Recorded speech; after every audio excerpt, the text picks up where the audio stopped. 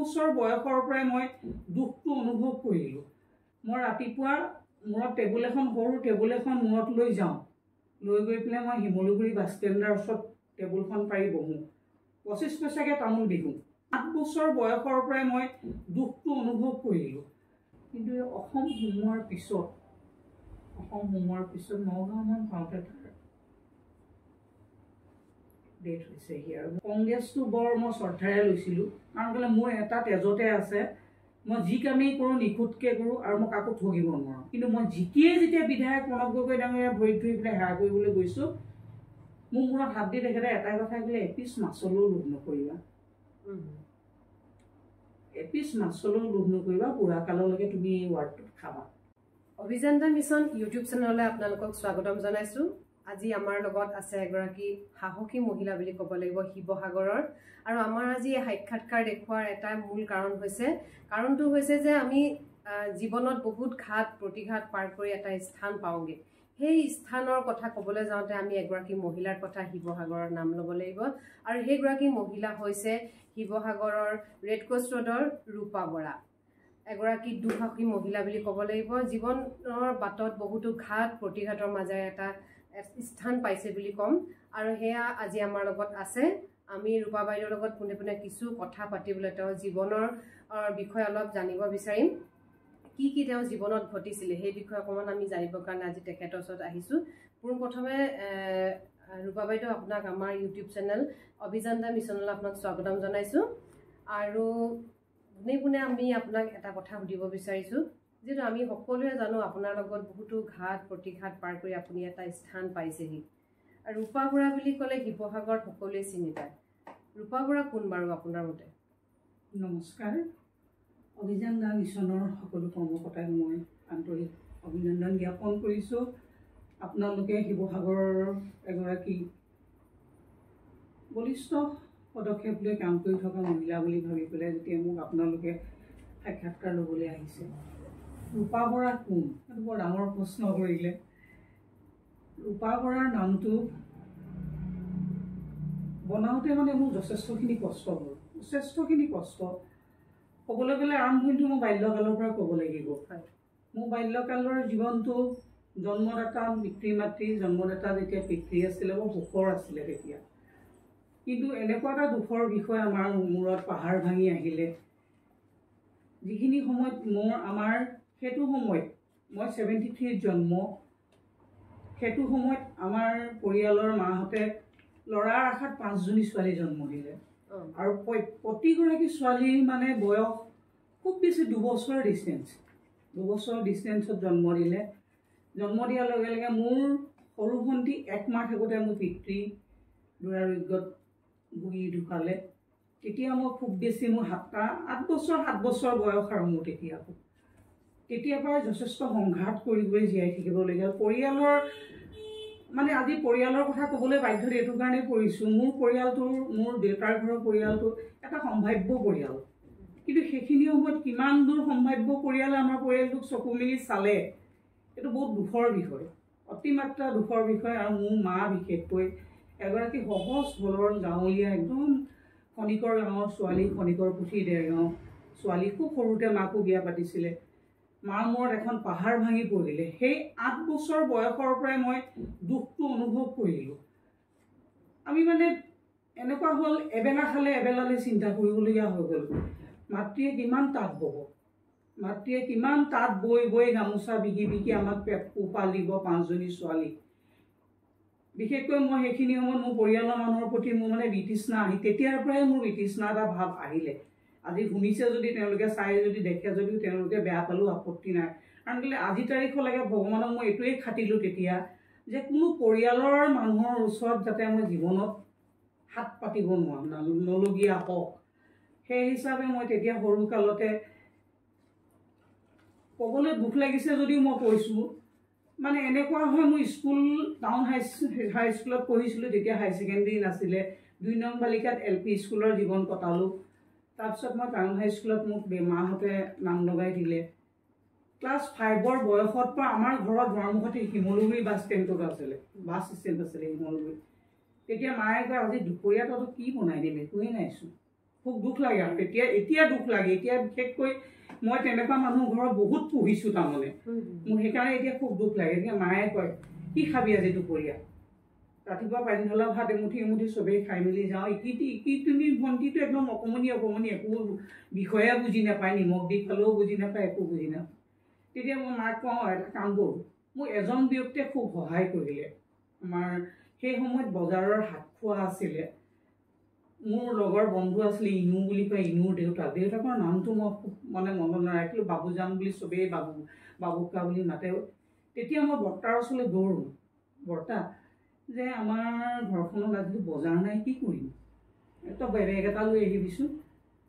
বৰ্তাই তেতিয়া ঘৰখনৰ বজাৰখিনি ভৰাই দিয়ে সেই মানুহজন অপ্ৰিয় হ'লেও আজিৰ তাৰিখত মই সেই মানুহজনক শ্ৰদ্ধা কৰোঁ য'তেই আছে তেখেতে খুব শান্তিৰে থাকক তেখেতৰ মৃত্যু হ'ল কিন্তু তেতিয়া মানে কি হ'ল মোক সৰু দদাইদেৱে অকণমান মোক মাজে মাজে সহায় কৰে তাকো ঘৰৰ পৰিয়াললৈ ভয় কৰে ৰাস্তাত গৈ ৰৈ থাকিব কয় ৰাস্তাত গৈ ৰৈ থাকোঁ তাতে 10 টকা এটা দিয়ে সেই 10 টকাটোৱে ধৰক 1 কেজি চাউল 1 টকা 40 পইচা নিমখ এপেকেটৰ দাম 4 অনা এনেকৈ কৰি আমি বজাৰখিনি আনি পেলাই 10 টকাৰে আমাৰ দুবেলা খাবলৈ জোৰে সেইখিনি সময়ত তেতিয়া মই মাক ক'লে এটা কাম কৰোঁ সদায়তো আমি হাত পাতি নোৱাৰোঁ মই ৰাতিপুৱা মূৰত সৰু টেবুল এখন মূৰত লৈ যাওঁ লৈ গৈ পেলাই মই শিমলুগুৰি বাছ ষ্টেণ্ডৰ ওচৰত টেবুলখন পাৰি বহোঁ 25 পইচাকৈ তামোল বিকোঁ মোৰ স্কুল যোৱাৰ সময়খিনিলৈকে মোৰ স্কুলীয়া ল'ৰা ছোৱালী আহে অকণমান লাজো লাগে তথাপিতো মই পটাপট বিকি মই 4 টকামান পইচা আগবেলাটো হৈ যায় কিন্তু সেইখিনি মোক খুব মোৰ মূৰত হাতখন ফুৰাই মৰমত হেৰি কৰে কামো মজুমদাৰ ৰাণুদাই মোক মানে খুব মৰম কৰে তই যে এইখনকে কৰি ঘৰখন চলাইছোঁ তাৰ ৰাণুদাই মোৰ মূৰতে হাতখন ফুৰাই ভাব যে আজি স্কুল যাব মোৰ হয়তো দূৰ মাক এনেকৈ মই আকৌ টেবুলখন ঘৰত আনি দিলে থৈ মাক পইচাকেইটা তামোলৰ কিনিবলৈ গধূলি পইচাকেইটা থ'ব আপুনি থৈ বাকীকেইটা বজাৰ কৰিব এই অৱস্থাত আমি তেতিয়া মোৰ ক্ৰমান্বয়ে 10 বছৰ 12 বছৰ আহিছে মানে মই মানে এনেকুৱা এটা হয় নাই মোৰ 10 বছৰ বয়সৰ পৰা মই উপাৰ্জন কৰি ঘৰখন চলোৱাৰ নিচিনা মানে মোৰ পুৰা স্পষ্ট মনত আছে আৰু কিন্তু মোৰ বাইদেউ ধৰক ইমান দুঃসাহসী নহয় তাই লাজ কৰে মানুহলৈ মোৰ বাইদেৱে তাই তেতিয়া উপযুক্ত বয়স যেতিয়া তাই অলপ হৈছে তেতিয়া তাই খুব চুৱেটাৰ টুৱেটাৰ বনাই ইটো কৰে এনেকুৱা কৰি পেলাই তাই ঘৰত তাইও সহায় কৰে কিন্তু বাকীকেইজনীতো একদম একেবাৰে অকণমানি মানে আৰু কোনো মানে তেওঁলোকে একো বুজি নাপায় আৰু তেনেকৈ সেই বাল্যকালৰ জীৱনটো কটালোঁ কটোৱাৰ পিছত যেতিয়া মই মেট্ৰিক দিয়ালৈকে অকণমান ডাঙৰ হৈ আহিছোঁ যেতিয়া তামোল পাণৰ দোকানখন দিবলৈ নোৱাৰোঁ আৰু লাজ লগা এটা নিজৰো জীয়ৰী ছোৱালী এজনী হৈ আহিছোঁ পৰিৱেশ এটা লাজ লগা এটা অনুভৱ কৰোঁ তেতিয়া খুব ধাম ধুম মানে হাতৰ কামত লাগিলোঁ এসপ্তাহত 4টা চুৱেটাৰ উলিয়াওঁ ৰাত দিন টোপনি ক্ষতি কৰোঁ এসপ্তাহত 4টা চুৱেটাৰ উলিয়াই ঘৰৰ উপাৰ্জনো হয় আমাৰ বাইদেৱে কৰে সমানে ময়ো কৰোঁ সমানে ঘৰৰ উপাৰ্জনো হয় 2 নম্বৰ আমাৰ নিজৰ সাজ পোছাকো হয় তাৰ মাজতে এটা ডাঙৰ দুৰ্ভাগ্য কাহিনী হৈ গ'ল কি মোৰ পিতৃ ঢুকোৱাৰ পিছত আমাৰ দেউতাৰ পৰিয়ালত 7জন ককাই ভাই 6জনী ছোৱালী এটা বৃহৎ পৰিয়াল আৰু কিন্তু আমাৰ অজস্ৰ মাটি আছিলে আমাৰ ভাগত যিটো প্ৰপাৰ্টি পৰিছিলে আমাক তাৰ 50% নালাগে 20%ও আমাক নিদিলে 20% পইচাও আমাক নিদিলে মানে এইবোৰ মানে একদম সাংঘাতিক ধৰণৰ মনত দুখ সোমাই আছে আৰু তেতিয়া আমাৰ মাক মাত্ৰ 50,000 টকা এটা হাতত দিলে মায়েতো 50,000 টকাটো একো ভেলু বুজি পোৱা নাই আমাৰ ভাড়াঘৰৰ মোৰ ঘৰটো য'ত আমাৰ যিটো ঘৰ আছিলে সেই মাটিটোকো অনলি মনে মনে মাৰোৱাৰীক বিকি দিলে সেই মাৰোৱাৰী বুঢ়াজন আহি পেলাই কৈছে খুব দুখ লাগিছে তোমালোকৰ মাটিডোখৰ অলৰেডি আমাক বিকি দিলে এতিয়া তোমালোক যাবা ক'ত তেতিয়া মোৰ মাক দুজন বয়সস্থ জ্যেষ্ঠ মানুহ আপোনাৰ দেৱেন বৰা বুলি কয় আমাৰ এতিয়া ৰেড ক্ৰছ ৰোডৰ কীৰ্তন বৰা বুলি কয় এজন আছিলে দেৱেন বৰা এজনৰ মায়ে কান্দিছে যে মোৰ ল'ৰা ছোৱালীকেইজনীলৈ ভাড়াঘৰত মানুহ কেনেকৈ থাকে মইতো ভাড়াঘৰত থাকি পোৱা নাই আজিলৈকে তেতিয়া বোলো তই এইবোৰ দুখ কৰিব নালাগে তই টকা 12,000 দিবি আমাৰ এটুকুৰা খাটৰ পথাৰত মাটি আছে একঠা 12 লচৰ মাটি আছে তোক বুলি মই এনেই দান দিছোঁ 12,000 টকা এটা দিবি সেই 12,000 টকা মায়ে সেই খাটৰ পথাৰত মাটি ল'লে একঠা 12 লচৰ সেই একঠা 12 লচৰ মাটি ভেটি কোনোবা নুনিয়া আনি পেলাই তোলা নাই আমি 5জনী ছোৱালীয়ে ভেটি তুলিছোঁ 5জনী ছোৱালীয়ে সেই ভেটি তুলি ঘৰ বনাইছোঁ আমাৰ টিংখিনি কিন্তু সেই মাৰোৱাৰীজনে দিলে যিজন মাৰোৱাৰীক আমাৰ প্ৰপাৰ্টি বিকিছিলে মাৰোৱাৰীজনে দুখ লাগি পেলাই আমাক সেই টিংখিনি দিলে টিংখিনি দিয়াৰ পিছত আমি তাত 3 কোঠা ঘৰ বনাই পেলাই থাকিলোঁ জীৱন যাপন কৰিলোঁ মোৰ বাইদেউ যেতিয়া শিক্ষাগত অৰ্হতা বাঢ়ি আহিলে, মেট্ৰিক পাছ কৰিলে, হাই ছেকেণ্ডেৰী পাছ কৰি তাই চাকৰি এটা পালে, LP স্কুলৰ মাষ্টৰণী পষ্ট এটা পালে। আৰু ধৰক তেতিয়া আমি বাই ভনীবোৰ পঢ়িব পৰা হ'লোঁ। গোটেইকেইজনী কিন্তু আমাৰ শিক্ষাগত অৰ্হতা কম নহয়, গোটেইকেইজনীয়ে ভালকৈ পঢ়িলে, মইহে কম পঢ়িলোঁ। মই একদম কম পঢ়িলোঁ। আমাৰ গোটেইকেইগৰাকী BA পাছ কৰিলে, মই খালি মেট্ৰিক পাছ কৰিলোঁ। মোৰ মেট্ৰিক পাছ কৰা বছৰটোতে মই বিয়া হৈছোঁ, মোৰ লাভ মেৰিজ হয়, বিয়া হৈছোঁ। তাৰপিছত আমাৰ এই বিয়া হৈ অহাৰ পিছতহে মই হাই ছেকেণ্ডেৰী প্ৰাইভেটকৈ মোৰ হাজবেণ্ডে মোক দিয়াইছিলে। কিন্তু মই বিয়া হৈ অহাৰ পিছত মোৰ স্বামী মানে মোৰ ঘৰখনৰ পৰিয়ালৰ মুৰব্বী নিচিনা হৈ গ'ল। আৰু মই এনেকুৱা এজন সাহসী পুৰুষলৈ বিয়া হ'লোঁ। শিৱসাগৰৰ নামটো বৰা বুলি ক'লে সেইখিনি সময়ত চিনি নোপোৱা মানুহ নায়েই কিজানি। STC তিনিআলিত মানে নামটো বৰা বুলি ক'লে মানে সৰহসংখ্যক মানুহে চিনি পায় যে নামটো বৰা কোন নামটো বৰা। দীপক বৰা নামটো তেওঁৰ স্কুলীয়া চাৰ্টিফিকেটৰ নামে, মানুহে চিনি নাপায় দীপক বৰা কোন। তেতিয়া মই তেখেতলৈ বিয়া হৈ যেতিয়া আহিলোঁ এইখন বৰ্ডিং ৰোডৰ ৰেড ক্ৰছ ৰোডলৈ, তেখেতে মোৰ ঘৰখনৰ একদম দেউতাকৰ নিচিনাকৈ তুলিলে। গোটেই ঘৰখন মোৰ বাইদেউক বিয়া দিলে, মোৰ তলৰ ভণ্টিজনীক বিয়া দিলে, তাৰ তলৰ ভণ্টিজনীক বিয়া দিলে, তাৰ পিছৰ ভণ্টিজনীকো মানে হাত বাদ দি পেলাই বিয়া দিলে, কিন্তু থুলমূলকৈ বিয়া দিয়া হ'ল। কিন্তু গোটেই ঘৰখনৰ মুৰব্বী নিচিনা। আৰু হঠাতে মোৰ মা প্ৰেছাৰ ষ্ট্ৰ'ক হৈছিলে ঢুকাই গ'ল। কিন্তু মোৰ বাই ভনীবোৰ ফুটি ফুটি খাব পৰা অৱস্থালৈ আহিলে। এই মোৰ বাল্যকালৰ জীৱনটো এনেকুৱাই দুখৰ তাৰমানে। ৰূপা বৰাৰ কথা আচলতে আমি কোন ৰূপা বৰা বুলি কোৱা কাৰণটো এইটো, আচলতে বহুতো ঘাত প্ৰতিঘাত পাৰ কৰি পেলাই আপুনি এটা ষ্টেজ পাইছেহি। আৰু এইখিনিতে আপোনাৰ বাল্যকালৰ কথা আপুনি ক'লে, কৈশোৰ পাৰ কৰিলে, যৌৱন পাৰ কৰিলে। যৌৱনত আপুনি এতিয়া ক'লে যে আপোনাৰ লাভ মেৰেজ, আপোনাৰ লাভ ইমান ঘাত প্ৰতিঘাত, তাৰ মাজত আপোনাক ছাপৰ্ট দিবলৈ অহা মানুহজন কেনেকৈ পালে, কি হ'ল বাৰু আপোনাৰ? সেইখিনি সময়ত সঁচা কথা ক'বলৈ হাঁহিও উঠে। মানুহজনী মই ধুনীয়া নহয়, মই খুব কোলা মোলা ছোৱালী এজনী। মোক মানুহে কি ধুনীয়া দেখিছে মই নিজেই নাজানো। সেইখিনি সময়ত তেওঁ এজন খুবেই ধুনীয়া ল'ৰা, খুবেই ধুনীয়া ল'ৰা, শিৱসাগৰত ভাল মানে স্বাস্থ্যৱান ল'ৰা, বডি বিল্ডিং কৰা ল'ৰা, হাজাৰ হ'লেও ছোৱালী এজনী চকু পৰে নহয় জানো। কিন্তু মোক কি হিচাপে তেওঁ ভাল দেখিলে মই সেইটো কথা নাজানো। কিন্তু মই ভাল দেখাটোতো ধৰ যথেষ্ট ভাল লাগিলে। কিন্তু মোৰ ঘৰত মানে মাহঁতে কিন্তু ভয় খালে। সেইকাৰণে মই বিয়া হ'বলৈ মানে বাধ্যত পৰি গ'লোঁ। মোৰ মাহঁতে ভয় খালে যে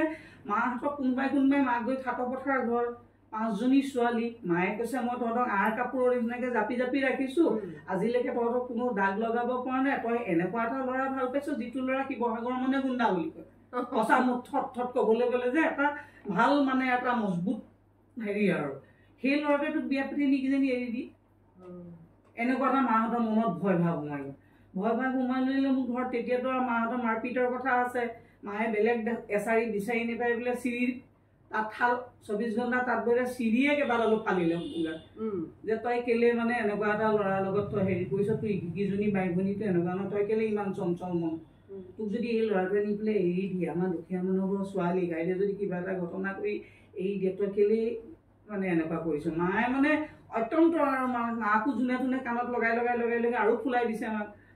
হাজাৰ হ'লেও মাক আমি সন্মান কৰোঁ, যিটো কষ্টৰে মায়ে আমাৰ কাৰণে ডাঙৰ দীঘল কৰিলে মেলিলে, সহজ সৰল গাঁৱলীয়া মানুহ এজনী, দুখো লাগে। তাৰপিছত আৰু সেই কথাখিনি যেতিয়া এওঁক ক'লোঁ যে মই আৰু মানে লগ পাব নোৱাৰিম আৰু ঘৰত মানে এনেকুৱা এটা বেৰি লৈ আহিলে লাগিলে তলা লগাই ভৰি ঠিকলি লগাই মোক বান্ধি থ'ব, এনেকুৱা এটা চিষ্টেম কৰিব। তেতিয়া কৈছে নহয় লৈ যোৱাহে ভাল আৰু তেতিয়া বিয়া পাতি লৈ আহিলে। তাৰপাছতে আপোনাৰ ৰাজনীতিৰ যিটো কেৰিয়াৰ, সেইটো আপোনাৰ বিয়াৰ পাছৰ পৰাহে আৰম্ভ হৈছে? ৰাজনীতিৰ কেৰিয়াৰ মোৰ বহুত দিনৰ পিছত আৰম্ভ হৈছে। মই বিয়া হৈছোঁ 87ত। 87ত বিয়া হৈছোঁ। আপোনাৰ 88ত মোৰ ল'ৰা জন্ম হৈছে। পৰ্যায়ক্ৰমে ঘৰ সংসাৰ বাঢ়িছে, ঘৰ সংসাৰ চলাই গৈ আছোঁ। কিন্তু মানে মই এনেকুৱা এজন পুৰুষলৈ বিয়া হৈ আহিলোঁ, নিজৰ ঘৈণীয়েকৰ লগতো সিংহ চব সময়তে মানে সেইটো মৰম চেনেহৰ খঙাল আৰু যে আজি বস্তু এটা নাপালোঁ, এই বস্তুটো তেওঁৰ অন্যখন নহয়, 10 পইচাটো যদি এই জেগাত আছিলে এই জেগাতে কিয় নাই, ডিচিপ্লিন এই জেগাৰ পৰা 10 পইচাটো তালৈ নিবলৈ তহঁতক কোনে কৈছিলে। সেইখিনি সময়ত মানুহ মাৰপিট কৰাটো দূৰৰ কথা, কিন্তু বস্তুবোৰ ভাঙি পেলাই। আমাৰ ঘৰত কেইটা টিভি বদলিয়ন কোনো ঠিকনা নাই। তাৰমানে বস্তু এটা একে ঘোচাতে ভাঙি পেলাই আকৌ গৈ পেলাই নিজেই লৈ আনে বস্তু। এনেকুৱা এজন মানে সিংহ পুৰুষৰ লগত মই মানে ভাত খালোঁ। খাই থাকোঁতে এদিন মই ভাবিলোঁ যে সদায় মানুহজনৰ লগত এনেকৈতো খংৰাগ এদিন মই মাক কওঁ বহুত মানে হেৰি কৰি এদিন ঘৰলৈকে মাক ক'লোঁ মা ইমান মানে কাজিয়া পচাল কৰি থাকে ইমান এনেকুৱা এটা এওঁ খং প্ৰতিটো খঙতে বস্তু ভাঙে ইটো ভাঙে মোৰ নিজৰে বুকুত ধপধপাই থাকে ভয় লাগে মায়ে ক'লে ভাল হৈছে মাৰ উত্তৰটো যিটো দি দিলে ন নাই ভাল হৈছে জিলে দিয়া জমলে দিয়া একেটাই কথা এইটো যে জমৰ লগততো খাবই লাগিব আৰু তুমি নিজে বাচি যোৱা জম আমিতো তোক বাচি দিয়া নাই এইটো কথাটো মোৰ একদম হিৰে সোমাই গ'ল মই আহি ঘৰত পিছদিনা মই ভাবি আছোঁ যি হওক যি নহওক আৰু এই ল'ৰা ছোৱালী হালটো মই ডাঙৰ কৰিব লাগিব জীৱনত এই হালৰ লগততো মইতো এতিয়াতো মই যদি খঙৰ মূৰত ল'ৰা ছোৱালী হাল এৰি থৈ পেলাই ক'ৰবাত যামগৈ বা ল'ৰা ছোৱালীকেইটা লৈয়ে ক'বলৈ যামগৈ ঘৰ এখন পোৱাটোতো বৰ ডাঙৰ কথা আৰু ল'ৰা ছোৱালী হালৰ ভৱিষ্যতটো কথা মোৰ মানে সেইখিনি সময়ত মোৰো ইমান বেছি বয়স নহয় খুব বেছি 18-19 বছৰ বয়স হ'ব মোৰ মানে এনেকুৱা গভীৰ চিন্তা আহি গ'ল মই এক মনেৰে ধ্যান কৰিলোঁ যে মই ভগৱানক পূজা কৰিম মই ভগৱানকে পূজা কৰিম ভগৱান যদি মোৰ কিবা পূজা কৰাৰ সত্যতা আছে তেতিয়াহ'লে তুমি মোৰ ল'ৰা ছোৱালীহালক এইখন ঘৰতে মই ডাঙৰ দীঘল কৰি তাহাঁতক আৰু কিছুমান কথা মানে ঘাট প্ৰতিঘাতৰ কথা মুকলিকৈ ক'বও নোৱাৰি কোৱাটো মোৰ নিয়মো নহয় বৰ মানে সাংঘাতিক মই কেতিয়াবা এনেকুৱা লাগে যে মই কিবা আগৰ জন্মত বৰ ডাঙৰ মানে কিবা এটা পাপ কৰিছিলোঁ নেকি এনেকুৱা মই প্ৰতিদিনে মই ঘাট প্ৰতিঘাতত মই জীয়াই থাকিব লাগে কিয় জীয়াই থাকিব লাগে এনেকুৱা এটা মানে মোৰ চিন্তা কৰি যাওঁ তথাপিতো আৰু ঈশ্বৰৰ কৃপাত ঈশ্বৰৰ আশীৰ্বাদ আৰু ধৈৰ্য শক্তিটো ক'ৰ পৰা দিছে মই এটাই কওঁ যে তুমি মোক ধৈৰ্য দিবা আৰু এই ধৈৰ্য শক্তিটো ঈশ্বৰে ক'ৰ পৰা দিছে আজি তাৰিখলৈকে দি আছে মই মানে নিজেই ভাবিব নোৱাৰোঁ মই ৰাজনীতিৰ কথাটো কৈছিলোঁ আপুনি কেতিয়া মানে মই এইখিনি সময়ৰ মাজত যেতিয়া মই এওঁলোকৰ ঘৰৰ এতিয়া বোৱাৰী যেতিয়া ডাঙৰ বোৱাৰী ওচৰ চুবুৰীয়া আমাৰ মানুহবোৰৰ ঘৰ কোনোবা ঢুকালে মই পটককৈ মানুহ ঘৰলৈ যাওঁ মোৰ মানে কিবা এটা মানে ছ'চিয়েল কাম এটা মনত খুব অন্তৰত সোমাই থাকে মই পটককৈ যাওঁ সকাম পাতিবলৈ হ'লে ভকতৰ চাহ মই দিওঁ তাৰপৰা মোৰ এইখন ঘৰত খালি এটা বস্তু মই খুব ভাল পালোঁ মোৰ আজু আইতাক পালোঁ মোৰ আজু আইতা ইমানেই ভক্তিপৰায়ণ মানুহ নহয় তেওঁ ৰাতিপুৱা গধূলি গোসাঁই ঘৰৰ নাম চিঞৰি গায় মই আকৌ তেওঁৰ পৰা আৰ্হিটো লওঁ ময়ো চিঞৰি গাওঁ এনেকুৱা আৰ্হি কিছুমান ময়ো লওঁ আৰু নামঘৰলৈ যেতিয়াৰ পৰা যাব ল'লোঁ ছ'চিয়েল কামবোৰ নামঘৰত মই সোমাই পৰিলোঁ ভকতৰ কামখিনি কৰোঁ ওচৰ চুবুৰীয়া মানুহৰ সকাম বিয়াত মই মানুহ ৰিচিপশ্যনলৈ ভিতৰলৈ যে মাতি দিয়ে আহকচোন আপোনালোকে খাই ল'ব আপ্যায়ন কৰা কামখিনি মই কৰোঁ আৰু ভকতক ইয়াত ধুনীয়াকৈ মানে ভকতক চাহ দিয়া কামটো আঁতকাৰিকৈ মানে খুবেই ভাল পাওঁ ওচৰ চুবুৰীয়া সুধিলেও ক'ব তাৰমানে মই এই কামখিনি কৰি থাকোঁ তাৰ মাজতে 91ত মোক মানে আমাৰ ভাড়াঘৰতে আছিলে বিজয়লক্ষী গোহাঁই আমাৰ জিলা কংগ্ৰেছৰ তাই তেতিয়া সাধাৰণ সম্পাদিকা আছিলে নন্দেশ্বৰী বুঢ়াগোহাঁই সভাপতি আছিলে তেতিয়া মোক ক'লে তই ইমান ছ'চিয়েল কামবোৰ কৰি থাক তই আমাৰ এই ওচৰ চুবুৰীয়া মানুহৰ সকামে বিয়াই চবতে লাগি থাক ৰাজনীতিত জইন কৰি দিয়া কিন্তু মোৰ হাজবেণ্ডে নিদিয়ে মোৰ হাজবেণ্ডে ক'লে যে মই ৰাজনীতি ভাল নাপাওঁ আৰু মই ৰাজনীতি কেতিয়াও কৰিবলৈ নিদিওঁ থাকিলে তাৰপিছত কি কৰিলে এদিন আমাৰ শিৱসাগৰৰ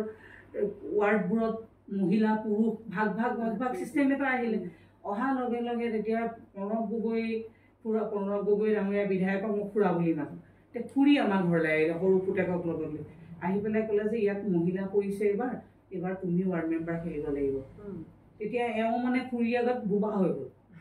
খুৰীৰ আগত মানে সম্পূৰ্ণ বোবা মাত এষাৰ মাতিব নোৱাৰা হৈ গ'ল যে খুৰীক মানে কিবা এটা উভতাই কম নিদিওঁ নকৰোঁ সন্মান কৰে বিশেষকৈ বহুত মান সন্মান কৰে খুৰীকে খুৰাকে একো ক'ব নোৱাৰি পেলাই ক'লে যদি হাৰি যায় খুৰী নহয় আমি তাইৰ ছবিখন চাই আছোঁ তাই নেহাৰে ৱাৰ্ডটো আমাৰ জিকিব তাই এনে তেতিয়াহ'লেতো জইন কৰিব লাগিব তেতিয়া বিজয়লক্ষী গোহাঁইহঁতে ক'লে ঠিক আছে কাইলৈ আমাৰ ইয়ালৈ হেৰি আহিব আমাৰ হিতেশ্বৰ শইকীয়া বাইদেউ আহিব আৰু উষা বাইদেউ আহিব ৰোহিতেশ্বৰ মিছেছ আহিব তুমি তাতে জইন কৰাইলি 101 টকা দি পিনে মোক কংগ্ৰেছত জইন কৰালে মহিলা কথা এইটো কিমান চনৰ কথা এইটো 91 চনৰ কথা 91 চনত মোক জইন কৰালে জইন কৰোৱাৰ পিছত মানে মাজৰ পৰ্যায়খিনি মই কংগ্ৰেছৰ কামখিনি কৰি আছিলোঁ আৰু কৰি থাকোঁতে তেতিয়া মোক শিৱসাগৰ জিলাৰ মহিলাৰ প্ৰচাৰ সম্পাদিকা হিচাপে দায়িত্ব দিলে সেই হিচাপেও মই সোণাৰীত আমাৰ বাইদেউৰ কুৰ্মী বাইদেউহঁত আহে এনেকৈ চবৰে লগতে কামখিনি কৰিলোঁ কিন্তু যেতিয়া ৱাৰ্ড মেম্বাৰৰ টাইমটো আহিলে তেতিয়া মানে সন্মানবোৰ দিলে আৰু কৰিবলৈ যে ঠিক আছে বাৰু ওলাই যাওক ঘৰৰ পৰা ওলাই যোৱা কামটো ইমান মানে হেৰিকৈ আছিলে আৰু তেতিয়া আৰু ইমান মহিলা পাৰ্টিটো ঘূৰা নাছিলে তেতিয়া খুব কম মহিলা পাৰ্টিত ঘূৰিছিলে তেতিয়া দিলে গ'লো ভগৱানৰ কৃপাত ৰাইজৰ আশীৰ্বাদত কিনো ৰাইজক মৰম লগালো নাজানো একেকোবে জিকিলোঁ তেতিয়া মানে মোৰ নিজৰো ভাল লাগিলে যে হয় মোক এটা সন্মান যেতিয়া ৰূপা বৰা চিনাকিটো মোৰ তেতিয়াই হৈছে প্ৰথম ৰূপা বৰা চিনাকিটো হৈছে আৰু তেতিয়া মই ক'লো ঠিক আছে এই মানুহখিনিয়ে যেতিয়া মোক সন্মানটো দিলে এই মানুহখিনিৰ কাৰণেতো মই জান প্ৰাণ দি কাম কৰিব লাগিব মোৰ মনলৈ সেইটো আহি গ'ল কিন্তু মই জিকিয়ে যেতিয়া বিধায়ক প্ৰণৱ গগৈ ডাঙৰীয়া ভৰিত ধৰি পেলাই সেৱা কৰিবলৈ গৈছোঁ মোৰ মূৰত হাত দি তেখেতে এটাই কথা ক'লে প্লিজ মাছলৈও লোভ নকৰিবা বুঢ়া কাললৈকে তুমি এই ৱাৰ্ডটোত খাবা এই কথাষাৰ মোৰ মানে একদম মূৰত সোমাই গ'ল আৰু তেতিয়াৰ পৰাই মোৰ ৰাজনীতি জীৱন আৰম্ভ কিন্তু মোৰ ৰাজনীতি বেকগ্ৰাউণ্ডত কোনো মোৰ ঘৰৰ পলিটিকেল ডাঙৰ মানুহৰ বোলে হাত আছে আগবাঢ়ি গৈছোঁ সেইভাগে নহয় আপুনি নিজে মই আগবাঢ়ি যোৱা তাৰপিছতে আপুনি পৌৰপতি হৈছিলে এবাৰ এই কথাটো মই বুজা কংগ্ৰেছৰ পৰা আপুনি পটককৈ টাৰ্ণ কিয় হ'ব লগা হ'ল কংগ্ৰেছটো বৰ মই শ্ৰদ্ধাৰে লৈছিলোঁ কাৰণ কেলৈ মোৰ এটা তেজতে আছে মই যি কামেই কৰোঁ নিখুঁতকৈ কৰোঁ আৰু মই কাকো ঠগিব নোৱাৰোঁ আৰু মোৰ হাজবেণ্ডো এনেকুৱা আছিলে নেখাই মৰিবা ফাঁকি নিদিবা এটা ফাঁকি দিবলৈ গ'লে ইটো থাকিব যাব লাগিব সিটো থাকিব লাগিবলৈ তুমি বেছি ফাঁকি সোমাই যাবা সেইকাৰণে ফাঁকি নিদিবা কেতিয়াও সেই কথাষাৰ এওঁ মোক বাৰম্বাৰ কৈছে এওঁ মোৰ মানে চাৰ্মিও হৈছিলে শিক্ষাগুৰুও হৈছিলে সব ক্ষেত্ৰতে মোৰ নীতি আদৰ্শ দিয়া গুৰু হিচাপেও হৈছিলে কিন্তু এইটো কথা কিন্তু মই এওঁক কেতিয়াও ডিনাই কৰিব নোৱাৰোঁ লগতে যথেষ্ট খঙো আছিলে তাৰপিছত তেতিয়া মানে জিকিলোঁ ধুনীয়াকৈ জিকি নিজৰ ৱাৰ্ডটোতো একদম মানে খুব ভালকৈ কাম কৰিছোঁ নিখুঁতকৈ কাম কৰিছোঁ তাৰপিছত ছেকেণ্ড টাইম যেতিয়া আকৌ পৌৰসভা ইলেকশ্যন আহিলে মইতো ভবা নাই কোনোটো যে মোকে টিকেট নিদিব আৰু মহিলা য'ত খেলে তাত পুৰুষে খেলিব নোৱাৰে পুৰুষ য'ত পঢ়ে তাত মহিলাই খেলিব পাৰে এইটো নিয়ম আছে যেতিয়া মই টিকেট বিচাৰি গ'লোঁ প্ৰণৱ গগৈ খুৰাক মানে এনেকুৱা ধৰণে পিন্ধাই থৈছে কোনে পিন্ধাই থৈছে কি কথা মই নাজানো তেখেতে মোক এটা কথা ক'লে মোৰ খুব দুখ লাগিলে বোলে নামঘৰৰ বোলে প্ৰসাদত টোপোলা নেকি নামঘৰৰ প্ৰসাদত টোপোলা নহয় ন কোনোবাই বিচাৰিলে যে দি দিম মই তেতিয়া ক'লো মইতো কোনোবা নহয় মইতো আপোনাৰ ৰুলিং পাৰ্টিৰ মই ৰুলিং ৱাৰ্ড মেম্বাৰ হিচাপে কাম কৰি আছোঁ আপুনিতো এতিয়াতো এইটো প্ৰসাদত টোপোলা বুলি মোক ক'ব নালাগে কিন্তু মই কথা কিন্তু ফ্ৰেছ কৰোঁ আকৌ দেই চবৰে লগতে কৰোঁ এইটো কোনো মানে প্ৰণৱ গগৈ ডাঙৰীয়া বিধায়ক বুলি কথা নহয় যাৰ লগতে যুক্তি তৰ্ক যুক্তি কথা হ'লে মই কথাটো ফেচ কৰোঁ আৰু মোৰ সাহস আছে মই ফাঁকি দিয়া নাই বেয়া কাম কৰা নাই তেতিয়া তেখেতে ক'লে দিব নোৱাৰোঁ মোৰ ঠিক আছে নালাগে দিব ৰাতিপুৱা যেতিয়া মানস হাজৰিকা নামটো ওলাই গ'ল পেপাৰত 6 নম্বৰ ৱাৰ্ডৰ মানস হাজৰিকা বাকী তেতিয়া মোৰ ঘৰত গোটেই 6 নম্বৰ ৱাৰ্ডৰ মহিলাবোৰ সেইদম মানে আৰু বিয়া ঘৰৰ নিচিনা কন্দা কটা কৰিছে কন্দা কটা কৰি পেলাই কৈছে আপুনি নিৰ্দলীয় খেলিব লাগিব মোৰ নাই নিৰ্দলীয় মই কেতিয়াও নেখেলোঁ নহ'লে নিৰ্দলীয় খেলিবলৈ হ'লে ৰাইজে খেলাব লাগিব আৰু মই যেতিয়া নিৰ্দলীয় খেলিবলৈ গৈছোঁ মই হাৰি গ'লেতো আৰু মোৰ ঘৰৰ আগতো দবাঢোল বজাই থাকিব মইতো নিৰ্দলীয় খেলিব নোৱাৰোঁ তেতিয়া গোটেই মানুহখিনিয়ে পণ ল'লে যে আপোনাক আমি নিৰ্দলীয় খেলাম আৰু আপোনাক আমি জিকাম তেতিয়া গোটেই মানুহখিনি মোৰ ঘৰৰ পৰা ওলাই গৈ প্ৰণৱ গগৈ ঘৰৰ ভিতৰত সোমাই প্ৰণৱ গগৈ ঘৰৰ ভিতৰত কৈ থৈ আহিলে আপুনি ৰূপা বাইদেউক টিকেট নিদিলে নহয় আপোনাক এই ৱাৰ্ডটোত আমি হৰুৱাই দেখুৱাইছোঁ চাই থাকক আৰু আমি আপোনাক ভোট দিছিলোঁ আগতে কংগ্ৰেছক আমি আগতে ভোট নিদিলোঁ 6 নম্বৰ ৱাৰ্ডত অকল ৰূপা বৰা বুলিহে আমি কংগ্ৰেছক ভোট দি জিকাইছিলোঁ আগতে যেনেকৈ আপুনি 50টা ভোট পায় এতিয়া আকৌ আপুনি 50টালৈ গুচি আহিব এই মানুহখিনিক মই চিৰনমস্য হয় নহকোঁ মোৰ 6 নম্বৰ ৱাৰ্ডৰ ৰাইজ মই এই মানুহখিনি সদায় সেইকাৰণে মই হিৰত কৰি থৈছোঁ আৰু এই মানুহখিনিয়ে ৰাতি 12টাতো যদি মোক মাতে মই ৰাতি 12টাতো থানাত গৈ বহিলোঁ এই মানুহখিনিৰ কাৰণে এই মানুহখিনিয়ে ৰূপা বৰাৰ পৰিচয়টো দিলে সেই তেতিয়াৰ পৰাই মই ইণ্ডিপেণ্ডেণ্ট থাকিলোঁ মই কোনো দলত জইন নকৰোঁ বুলি তেতিয়াই শপত খাইছিলোঁ যে মই কোনো কাৰণত এটা একো পাৰ্টিত জইন নকৰোঁ মই ইণ্ডিপেণ্ডেণ্টলি থাকিম কিন্তু ইণ্ডিপেণ্ডেণ্টলি কি ভাগ্য ভাল মই সেইবাৰ জিকি গ'লোঁ ছেকেণ্ড টাইম মই ইণ্ডিপেণ্ডেণ্ট খেলিলোঁ সেইবাৰ ঈশ্বৰে এনেকুৱা মেৰ পাকেটত পেলাই দিলে ইফালেও নাই মানুহ সিফালেও নাই মানুহ এফালে এজন অকল ফিল্মি টাইপ হৈ গ'ল বস্তুটো মানে এনেকুৱা হৈ গ'ল এইফালে অকল মই জিকিলোঁ সেইফালে ৰাণা খান ডাঙৰীয়া জিকিলে আৰু ৰাণা খান ডাঙৰীয়াটো ধৰক অকণমান তেওঁ মানে মাতিলে মানুহে পটকৈ যোৱাৰ এটা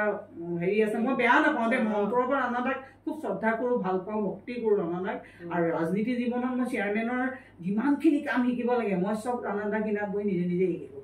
মোক কোনো শিকাই দিয়া নাই মই চাই থাকোঁ কোনটো ফাইলত কি বুলি চহী কৰে ভবা নাই যে মই কোনোবা দিনা চেয়াৰমেন হ'ম বুলি কিন্তু মোৰ গোটেই বস্তুটো মই শিকি ল'লোঁ তাৰমানে ৰাণাদাৰ দেই ঘৰলৈ মানুহ আহিলে মোলৈ এটা অফাৰ লৈ আহিছে 25 লাখ টকীয়া এখন চেক লৈ মানুহ দুজন আহিছে দেই এজন প্ৰাক্তন বিধায়কো আহিছে আহি পেলাই মোক ক'লে এটা কথা আমি এগৰাকী মহিলা মই নাম নকওঁ দেই এগৰাকী মহিলাক আমি জিকাইছিলোঁ চাকৰি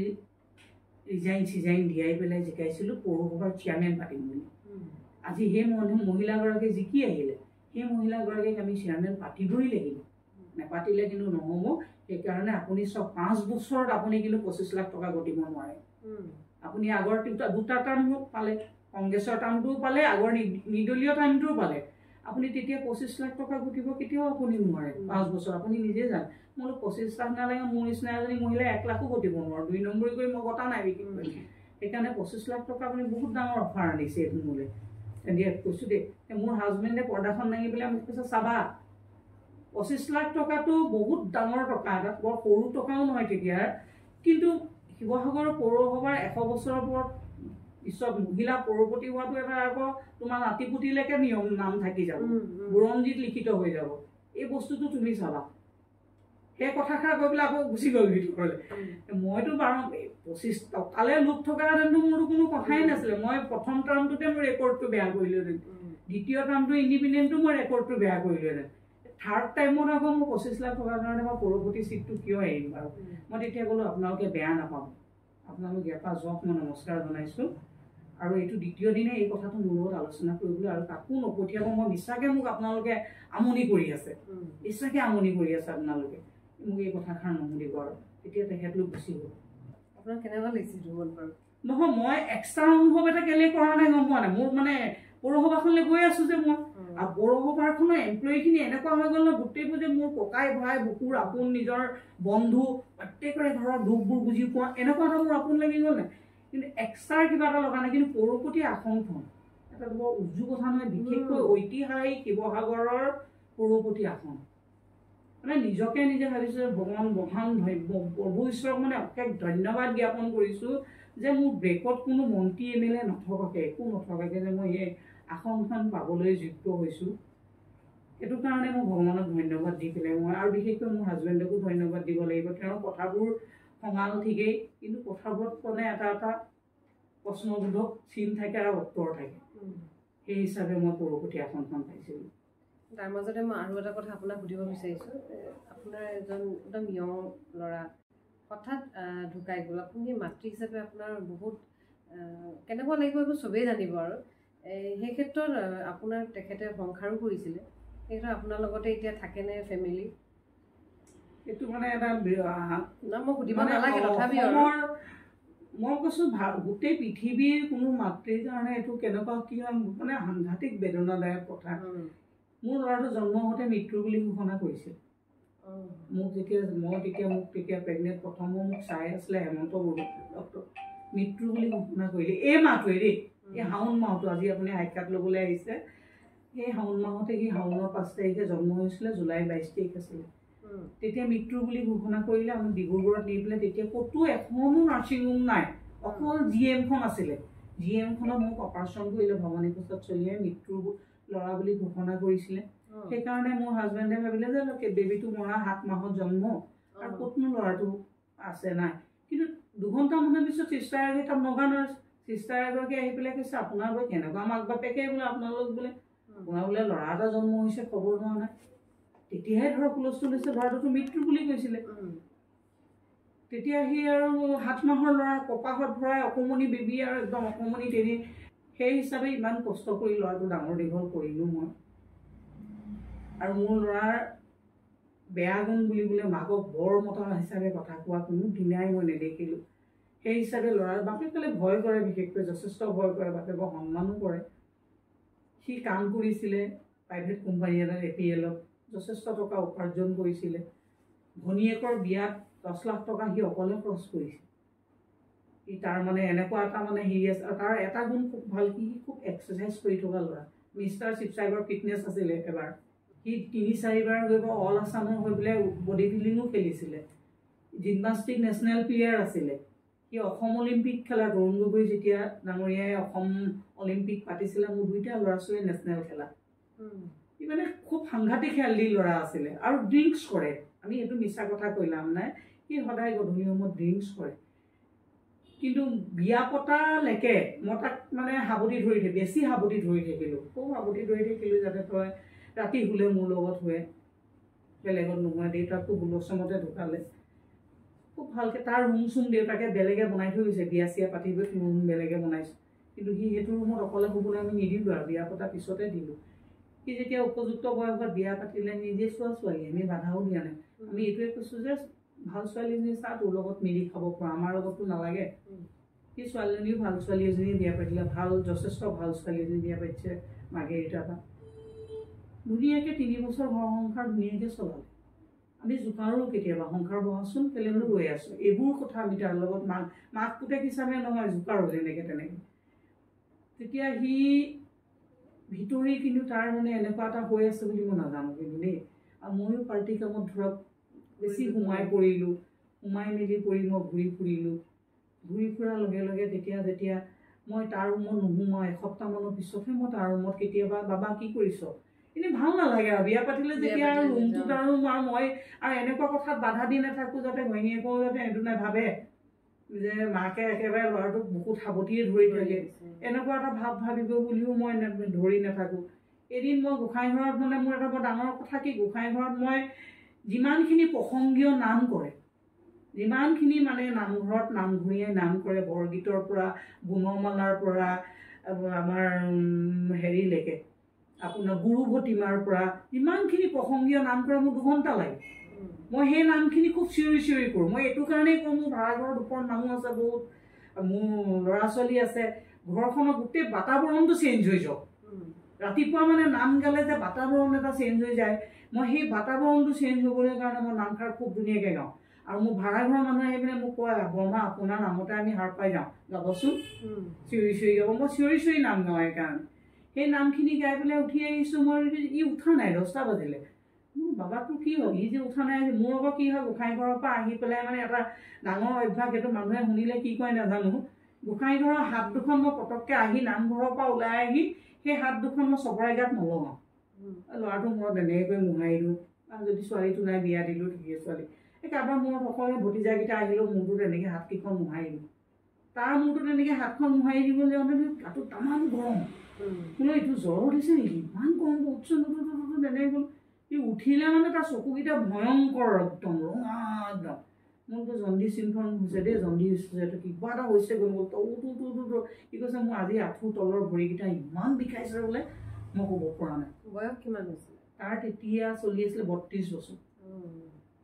তাৰপিছত লগে লগে মই নৰখালোঁ আৰু তাক লগৰ ল'ৰা মাতালোঁ মোৰ মাতচোন মাত বাবুহঁতক মাত এনেকৈ ক'লোঁ নাহিলে মোৰ তই ডিমলৈ যা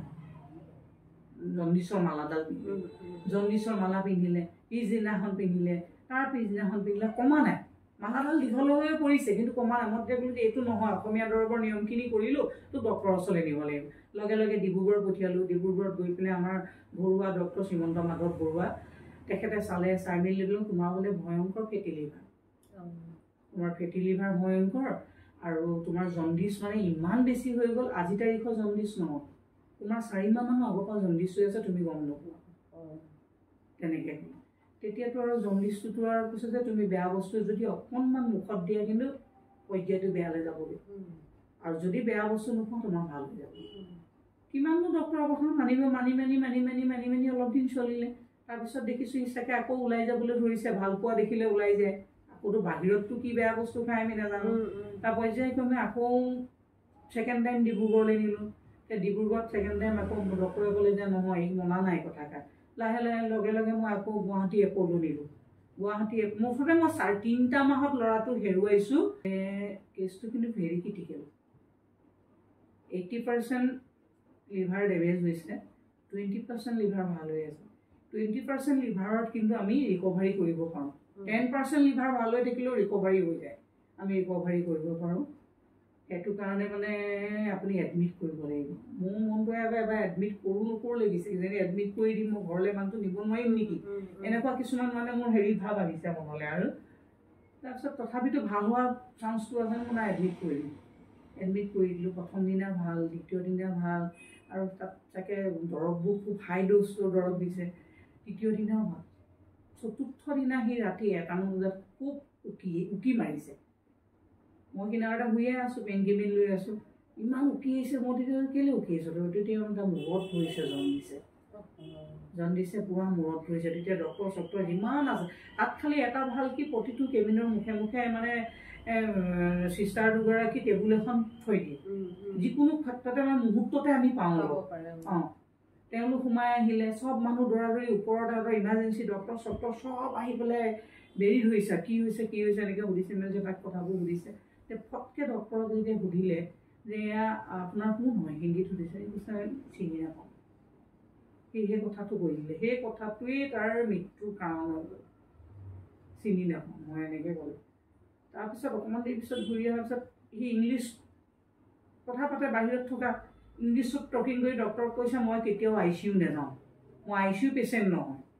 ডক্টৰে কৈছে ICU নিব লাগিব তাহাঁতি ইংলিছত কথা পাতি আছে এতিয়া ইংলিছত কৈছে মই ICU পেচেণ্ট নহয় মই ICU নাযাওঁ তাৰমানে মুহূৰ্তত আকৌ ভাল হৈ গৈছে তাৰপিছত আকৌ মোক কৈছে মা কোৱাচোন মই ICU পেচেণ্ট নহয় নে মই কিয় ICU যাব লাগিব যি সেইটো কথা তাহাঁতি ডক্টৰেতো নেমানে যি সেই নিলে লাষ্ট সেয়াই আৰু মাত কথা তাৰপিছত মাত কথা নাপালোঁ আৰু তাক এডমিট কৰিছে তাতে ক'লে প্লাজমা চেঞ্জ কৰিব লাগিব প্লাজমা চেঞ্জ কৰালোঁ যিমান যেনেকৈ তাহাঁতি যি বিচাৰিছে ইয়াৰ পৰা মানে ভনীয়ে ভনী জোঁৱাই ঘৰৰ পৰিয়ালে কেনেকৈ কি দিছে মানে যোগাৰ কৰি ভাবিব নোৱাৰোঁ মুঠতে পইচাহে লাগে আৰু পইচা লাগে কিন্তু লাষ্টত দেখিলোঁগৈ যে এদিন দুদিনকৈ পাৰ হৈ গৈ আছে 15 দিন ICUত তাৰ কোনো ৰেচপন্স নাই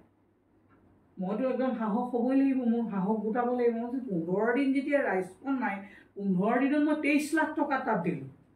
একো ৰেচপন্স নাই প্ৰতিদিনে 1 লাখ 1.5 লাখ টকা দৰৱ দি আছে কি কৰি আছে মই তেতিয়া ডক্টৰক ক'লোঁ যে এটা কাম কৰক আপোনালোকে ভেণ্টিলেশ্যন থকা এম্বুলেঞ্চ দিয়ক মই অসম লৈ যাম অসম লৈ গৈ পেলাই মই আকৌ চুকাফাত এডমিট কৰি দিম তাতে যিমান যি টকা পইচা খৰচা হয় যি হয় মই তাত লাগিলে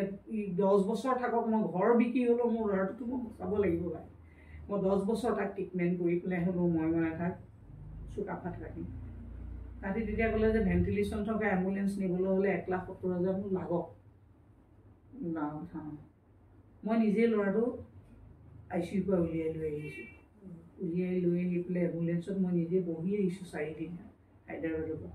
আপোনালোকে বাই ৰোড আহিছে বাই ৰোড মই তাৰ মুখৰ আগত বহি আহি থাকোঁ সি ধুনীয়া উশাহ লৈ মই ৰাতিপুৱা মুখাত চুখাত মোহাৰি দিওঁ মই বাবা মাতিলে চকুকেইটা এনেকৈ ডাঙৰকৈ চাই মানে ৰেচপণ্ড কৰি আছে আহি আছোঁ তেনেকৈ কিন্তু অসম সোমোৱাৰ পিছত 9 গাঁওমান পাওঁতে ডেথ হৈছেহি আৰু মই মানে সি ৰেচপণ্ড নকৰা দেখি তাহাঁতৰ লগত দুজন মানে প্ৰিলিমিনাৰী গোটেই বস্তুবোৰ চাবৰ কাৰণে দুজন ডক্টৰ দিয়ে সেই ডক্টৰ দুজনে চাই মেলি লৈ গৈছে যে নাই আৰু মানে তেতিয়া মই ঘৰলৈ লৈ আহিছোঁ উপায় নাই কৰিম কি আৰু মৃত্যুটো মানুহৰ অনিবাৰ্য সেয়াই তাৰ লগত মই মোৰ এতিয়া এনেকুৱা লাগে যে মানে এনেই নাটক এখন কৰি জীয়াই আছোঁ আৰু জীৱনত জীয়াই থাকিব লাগে যে আৰু ক্ষণে মাতৃটো মনত পৰিবই পুতেকলে নহয় জানো মানে জীয়াই আছোঁ আৰু আজি এতিয়া মানে মই সঁচা কথা ক'বলৈ গ'লে মোৰ যি সংসাৰ যি এতিয়া বোৱাৰী আছে মোৰ লগত মইতো মনে প্ৰাণে ভাবিছোঁ সৰু ছোৱালী তাইকটো মই কাইলৈ পৰহিলৈ বিয়া দিব লাগিব মই এতিয়া মোৰ মনটো আছে যে এটা গধুৰ দায়িত্ব তাইক লৈ আছে আৰু তাইৰ মাকো মোৰ ওচৰত থাকে কাৰণ মই মাকক মাতি আনি নিজেই ৰাখিছোঁ অকলশৰীয়া ছোৱালী 20 বাৰ কিমান মাকৰ ওচৰলৈ মাঘেৰিটালৈ গৈ থাকিব মাক হাজাৰ হ'লেও মাকো বেমাৰী দুইটা ভৰি ভঙা সম্পূৰ্ণ তাইৰো এটা মনত আৰু মোৰ মনলৈ ভাব আহিলে যদি মাকৰ ঘৰলৈ ছোৱালীজনী পঠিয়াই দিওঁ কাইলৈ পৰহিলৈ যিটি ল'ৰা দিলে কিবা এটা বিয়া হৈ গ'লেও মোৰ মনটো অশান্তি লাগিব মোৰ ছোৱালীৰ নিচিনা হ'ল মোৰ ল'ৰাটোৱে বিশেষকৈ মনটো দুখ পাব আঘাত পাব মোৰ মায়ে এনো বুলিব একো হেৰি নকৰিলে নেকি কিন্তু মাতৃৰ হেৰিৰ পৰা জানো পুতেকৰ সেইটো হেৰাব পাৰে কেতিয়াও হেৰাব নাই সদায় সি আৰু সদায় মই জ্বলাওঁতো কওঁ তই য'তেই আছ বাবা ভালকৈ থাক আমাৰ আচলতে এই ব্লগটো দেখুৱাৰ কাৰণ এটাই এগৰাকী একদম সাধাৰণ মহিলা অসাধাৰণ কাম কৰি আছে সমাজৰ কাৰণে পৰিয়ালৰ কাৰণে নিজৰ জীৱনটো কোনো স্বাৰ্থ নোহোৱাকৈ আপুনি কাম কৰি আছে আপোনাৰ ৰাজনীতিৰ কেৰিয়াৰটো খুব সুন্দৰভাৱে আপোনাৰ গৈ আছে তাৰ মাজতে অলপ আপুনি এবাৰ হাৰিছে ধৰি লওক বিধায়ক খেলিবলৈ গৈ সেইখিনি কথা আমি নাপাতো বাৰু আপুনি এতিয়া নতুনকৈ যিহেতু ৰাইজৰ দললৈ আহিছে ৰাইজৰ দলত আপুনি কেনেকুৱা ৰেচপন্স কেনেকুৱা পাইছে আৰু ভৱিষ্যতে আপোনাৰ প্লেনিং কি আছে চব মোৰ MLA খেলাটো এটা চখ মই জিকিম বুলি ভাবিও খেলা নাই মোৰ এটুকুৰা প্ৰপাৰ্টি আছিলে সেইটুকুৰাও বিকি দিলো মই সেইখিনি সময়ত পইচা লাগিব কাৰণ কেলে মই MLA খেলিম বুলি মই এইটো কাৰণে মোৰ সাহসটো পাইছিলো যে মোৰ হাজবেণ্ডে কৈছিলে তুমি এবাৰ MLA ট্ৰাই কৰি চাবাচোন কিন্তু তেওঁ মুখত যে কথাটো বাণীটো ওলালে সেইকাৰণে মই ভাবিছিলো যে মই কেতিয়াও নিজিকো মানে এইটো কাৰণে মই ভাবিছো একদম মানে যুদ্ধবিহীন মনৰ এটা বিজেপি দল চলি আছে ন তাত পুনৰ মই জিকাৰ কথাটো কেতিয়া প্ৰশ্নই নাই কিন্তু মই এনেকুৱা এটা লাগিলে যে গোটেই শিৱসাগৰ সমষ্টিৰ চুকানটো মই চাই ল'লে এবাৰ মনটো ভাল লাগিব আৰু মই চুকানটো চাবলৈ যাওঁতে মই এটা দিন খুব ভাল আছিলে তেতিয়া কি কাৰণে মোৰ কাৰণে লকডাউন পিৰিয়ডটো পৰিছিলে লকডাউনত মই এটা দিন এঘৰ মানুহত মই কিবা এটা সহায় নকৰাকৈ মই সোমোৱা নাই আৰু প্ৰত্যেকটো পঞ্চায়তৰ শিৱসাগৰৰ কোনো এটা চুক কাম মোৰ বাকী নাছিলে প্ৰত্যেকটো পঞ্চায়তত মই ঘূৰিলোঁ আজি তাৰিখত মোৰ প্ৰত্যেকটো পঞ্চায়ততে এঘৰ মানুহ মোৰ মিকিৰৰ নিচিনা হ'ল খুব ভাল লাগে যে মই আজি বোলে বাক্সুলৈকে গ'লো আমুকক আছে মোৰ লগৰ কোনোবা এঘৰ হ'ল আজি পাণবেচালৈ গ'লো কোনোবা মানে প্ৰত্যেকটো পঞ্চায়ততে তেনেকুৱা এটা হ'ল আৰু যেতিয়ালৈকে অখিল গগৈ ডাঙৰীয়া খেলিব বুলি কথাটো ফাইনেল হোৱা নাছিলে তেখেতৰ ফাইনেল হৈছিলে কেতিয়া খেলিব বুলি খুব বেছি 15-20 দিনমানৰ আগত ফাইনেল হৈছে খেলিব বুলি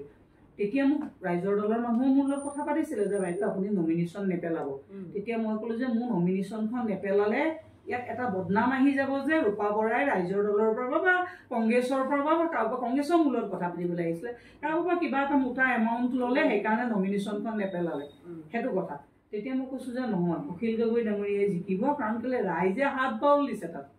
আৰু তেতিয়া মই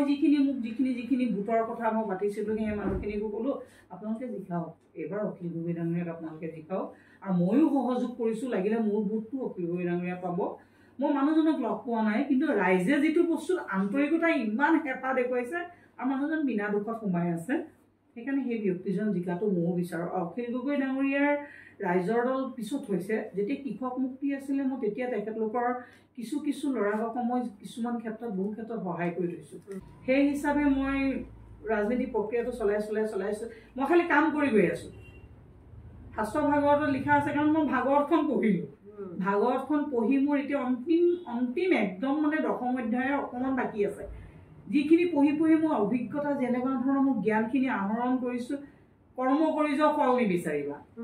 কাম কৰি গৈ আছোঁ ফল আশা কৰা নাই যদি ভাগ্যত কিবা এটা আছে হ'ব আৰু ভৱিষ্যতে কিবা এটা হ'ম বুলি মই কাম কৰি যোৱা নাই খালি মই ছ'চিয়েল কাম কৰি খুব ভাল পাওঁ কাৰণে আৰু বিশেষকৈ মানুহৰ দুখবোৰ বুজি মানে নিজেই যে দুখীয়া আছিলোঁ মানুহৰ দুখবোৰ পালে মানে বিৰাট দুখ লাগে সেই তেনেকুৱা কিন্তু মোৰ এটাই খুব ভুল হ'ল সঁচা কথা ক'বলৈ গ'লে আজি ৰাইজৰ দলৰ পাৰ্টীয়ে বেয়া পালেও মোৰ আপত্তি নাই মইতো যি ক'ম চিধা ক'ম তাত কোনো মোক বেয়া পাই আপত্তি নাই মোক খুব ভুল হ'ল মোৰ ল'ৰাটোৱে মোক বাৰম্বাৰ কৈছিলে যে মা তুমি এটা কাম কৰা তুমি ৰাইজৰ দলত জইন কৰা তোমাক মাতিবলৈ আহিছে খুব ভাল কথা তুমি জইন কৰিবা কিন্তু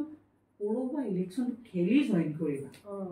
পৌৰসভা ইলেকশ্যনটো নেখেলাকৈ তুমি জইন নকৰিবা কাৰণ তোমাক নিৰ্দলীয় বুলি এই 6 নম্বৰ ৱাৰ্ডৰ ৰাইজে হিৰত তুলি থৈছে কাইলৈ অখিল গগৈ ডাঙৰীয়াক কিমান হিৰত তুলি লয় তুমি নাজানা নহয় কিন্তু সি মোক একদম মই মৰ্মে তাৰ কথাষাৰ মই মনত পেলাম তেতিয়া মই কৈছোঁ যে হয় তই কথাষাৰ ভাল কৈছোঁ যদি মোৰ এইখিনি সময়ত মানে ৰাইজৰ দলটো জইন কৰাৰ মই কিবা এটা মোক কেলৈ ইমান হেঁপাহ হৈ গ'ল মানে মই ভাবিছোঁ এনেকুৱা এটা লাগি গৈছে নাই মই কা আন্দোলনত যোনে মাতে কা আন্দোলনত জঁপিয়াই পৰোঁ কা আন্দোলনত মই শৃংখলৰ লগতো বহুত ক্ষেত্ৰত কা আন্দোলনত মই জঁপিয়াই ভাষণ দিছোঁ এইফালে শৰৎ হাজৰিকাই মাতে কা আন্দোলনত যিকোনো কথাত মই জঁপিয়াই পৰিছোঁ মোৰ মানে নিজৰে স্কুলীয়া জীৱনৰ পৰা আঞ্চলিকতাবাদৰ ওপৰত মোৰ বিৰাট মানে এটা জোৰ আছে হেঁপাহ আছে মই তেতিয়া ক'লোঁ যে আঞ্চলিক দলৰ নেতা অখিল গগৈ আঞ্চলিক দলটোত মই জইন কৰি ল'লে মোৰ নিজৰে মনটো ভাল লাগিব জইন কৰোঁচোন আঞ্চলিক দলটোত সেই আঞ্চলিক দলটোত জইন কৰি লৈ মই যে ৱাৰ্ড মেম্বাৰ খেলিলোঁ ৱাৰ্ড মেম্বাৰ নমিনেশ্যন পেলোৱাৰ আগত মোক মোৰ নিজৰ ৱাৰ্ডৰ মিছাকৈ লাভ নাই নিজৰ ৱাৰ্ডৰ এটা চাম মানুহে মোক আগদিনাখন মোক ৱাৰ্ড কৰিছে আপুনি নিৰ্দলীয় পেলাওক বাইদেউ আপুনি নিৰ্দলীয় পেলাওক আমি ৰূপা বৰাক ভোট নিদিয়াকৈ বেলেগ এজনক দিবলৈ আমাৰ একদম অন্তৰৰ পৰা মন নাই আমি দিলেও কানি দিব লাগিব কিন্তু তেতিয়া মানে তেওঁলোকে মোক কোৱাৰ পিছতো মই মানে নোৱাৰা আকৌ দেৰি হৈ গ'ল মই সেইকাৰণে ধৰক ৰাইজৰ দলত খেলাৰ পিছত মই ভাবিছোঁ মই জিকিম বুলি মোৰ মানে মনটোত এটা জেগাত লগা নাই কেলৈ মোৰ বেছি সংখ্যক মোৰ এটা ছাইডৰ মানুহ পূব খণ্ডৰ মানুহখিনিয়ে মোক জিকালে 20টা ভোটত পশ্চিম খণ্ডত মোৰ সৰহসংখ্যক মানুহ মাৰোৱাৰী সম্প্ৰদায় আছে, বেংগলী সম্প্ৰদায়ৰ মানুহ আছে। মাৰোৱাৰী সম্প্ৰদায়, বেংগলী সম্প্ৰদায়ৰ মানুহখিনিয়ে জাতীয়তাবাদৰ ওপৰত ইমান তেওঁলোকৰ আত্মীয়তা নাই। সেইকাৰণে তেহেঁতে সেইখিনি সময়ত মানে আৰু একচুৱেলি মোক কৰিব লৈছে, উপায় নাই কৰিম আৰু একো নাই, সৰাৰ হোৱাটো মানে পাব লাগে। আৰু এতিয়া ৰাইজৰ দলত মই কাম কৰি ইমান বেয়া পোৱা নাই, বিশেষকৈ এইটো কাৰণেই বেয়া পোৱা নাই, ৰাইজৰ দলৰ যিখিনি মানে কৰ্মী সেই মানুহখিনি সম্পূৰ্ণ নতুন মানুহ, কোনো পলিটিচিয়ান নহয়। যিহেতু আপুনি ইমান ঘাট প্ৰতিঘাত পাৰ কৰি স্থান পাইছে বুলি আমি ইতিমধ্যে কৈছোঁ, আজিকালি যি নৱপ্ৰজন্মবিলাক খুব বেলেগ ধৰণৰ এটা পৰিৱেশ সৃষ্টি হৈছে, নৱপ্ৰজন্মক আপুনি কি ক'ব? আজিৰ যুগৰ যিখিনি নৱপ্ৰজন্ম, মই বেয়া বুলি গোটেইখিনি ক'বলৈ নাযাওঁ। তেওঁলোকে যিটো মানে ছ'চিয়েল মিডিয়াৰ যুগ, যিখিনি আজিৰ তাৰিখত ফেচবুক চলি থাকে আৰু এইখিনি আৰ্হিখিনি মানে ভাল আৰ্হিখিনি ভাল হিচাপে লোৱা, বেয়া আৰ্হিখিনি বেয়া হিচাপে লোৱা। কিন্তু মই ইয়াত এটা কথাই মই অকণমান মানে ক'ব বিচাৰোঁ দেই, মোৰ ভুল হৈছে যদিও মই নাজানো। আজি নৱপ্ৰজন্ম সদায় এটা পৰিয়ালৰ পৰাই গৈছে, এটা পৰিয়ালৰ পৰা যায়। আজি নৱপ্ৰজন্ম মানে আমিয়ে বনাইছোঁ নৱপ্ৰজন্ম, নহয় জানো? আমি বনোৱা যিখিনি নৱপ্ৰজন্ম আজিৰ তাৰিখত, পৰিয়ালটো যেতিয়া এটা মুঠিত খুব সুন্দৰকৈ চলি থাকে, সেই পৰিয়ালটোৱে যেতিয়া পুৱা গধূলি যেতিয়া মাক বাপেকে ল'ৰা ছোৱালীক যিখিনি কথা শিকায়, এইখিনি নকৰিবি, এইটো নকৰিবি, এইটো সন্মান জানিব কৰিবি, এজন নাগৰিক হ'বলৈ বিচৰাটো, এজন সু নাগৰিক হ'বলৈ বিচাৰিবলৈ যেনেকৈ ক'ব লাগে, সেই পৰিয়ালটোৰ হিচাপত সেই ঘৰৰ পৰিয়ালখিনি ক'ৰবাত অকণমান খুটি নুটি ৰৈ গৈছে নেকি? হয়তো মাক দেউতাকৰ সময় নাইকিয়া হৈছে নেকি? হয়তো মাক দেউতাকে বেছিভাগ ছ'চিয়েল মিডিয়াত জড়িত হৈছে নেকি? হয়তো মাক দেউতাকে বেছিভাগ কৰ্মত ব্যস্ত হ'বলৈ গৈছে নেকি? ল'ৰাক মই মোবাইলটো দি দিছোঁ, চাই ল বা কিবা এটা কৰি ল বা এইবোৰতে ধৰি ব্যস্ত হৈ থাক, যি বিচাৰে তাকে দিওঁ, এনেকুৱা কিছুমান কথাত। আৰু অভাৱটো শিকোৱা নাই নেকি? মোৰ অভাৱ, বিশেষকৈ ল'ৰা ছোৱালী, যি ল'ৰা ছোৱালীয়ে অভাৱ নিশিকে, সেই ল'ৰা ছোৱালীয়ে, যি ল'ৰা ছোৱালী সৰুৰ পৰাই অভাৱ নিশিকাকৈ ডাঙৰ হৈ গৈ থাকে, সেই নৱপ্ৰজন্মৰ কাৰণে অকণমান দিগদাৰ এটা হয়। উঠি অহা প্ৰজন্মক ঘৰৰ পৰিৱেশ এটাই যি ধুনীয়াকৈ লৈ যাব পাৰিব, সেই পৰিৱেশটোৰ নিয়ম কি, মাক দেউতাকৰ নিয়ম কি? মই বাধ্যত পৰি ভগৱান পূজা কৰিবলৈ লোৱাটো এটা কথা নহয়, ল'বও লাগিব। বাধ্যত পৰি লওঁচোন, মোকে দেখি কিজানি মোৰ ল'ৰাটো তেনেকৈ ঈশ্বৰ এজন আছে বুলি ভয় খায়, নহয় জানো? এই কথাখিনি মানে ল'ৰা ছোৱালী, ঘৰৰ পৰিয়ালে, ঘৰৰ পৰিৱেশে আৰু অভাৱ দেখুৱাব লাগিব। এনেকৈ এইখিনি যদি কৰি যায়, উঠি অহা প্ৰজন্মই সঁচাকৈ যদি ঘৰত এখন ঘৰত পুৱা গধূলি সংস্কাৰৰ কথা আহে, পুৱা গধূলি যদি ভাল কথা, ভাল বিতৰ্কৰ কথা নেযায়, গিৰিয়েক ঘৈণীয়েকৰ হাই কাজিয়া নাযায়, মাক বাপেকৰ কাজিয়া পচাল নেদেখে। হয়, জীৱন যুদ্ধত আচলতে হাৰ নমনা এগৰাকী ব্যক্তি হৈছে ৰূপা বৰা, নহয় জানো? পিতৃহাৰা হৈও 5গৰাকী বাই ভনীক লৈ এটা সুন্দৰকৈ ঘাট প্ৰতিঘাত আপোনাৰ জীৱনত বহুত আহিছে। তাৰ মাজতে আপুনি যিমানখিনি আচলতে দুখৰ বেদনা পাইছে, তাৰ মাজতে আমেজো পাইছে সুখৰ, নহয় জানো? সেইকাৰণে আপোনাক আজি আমাৰ এই ব্লগটো দেখাবলৈ অহাৰ মূল কাৰণটোৱে হৈছে এগৰাকী সাধাৰণ মহিলাই কিদৰে ইমান ধুনীয়াকৈ সমাজখনৰ লগত মিলি পেলাই সংসাৰ চলাইছে, লগতে সমাজখন, লগতে ৰাজনীতি পথাৰখনত এটা সুন্দৰ দখল কৰি মানুহৰ বিশ্বাস জিনিবলৈ সক্ষম হৈছে। আমাৰ ব্লগটো যদি আপোনালোকৰ ভাল লাগে, তেনেহ'লে আপোনালোকে আমাৰ চেনেলটো ছাবস্ক্ৰাইব কৰিব, লাইক কৰিব আৰু শ্বেয়াৰ কৰিব।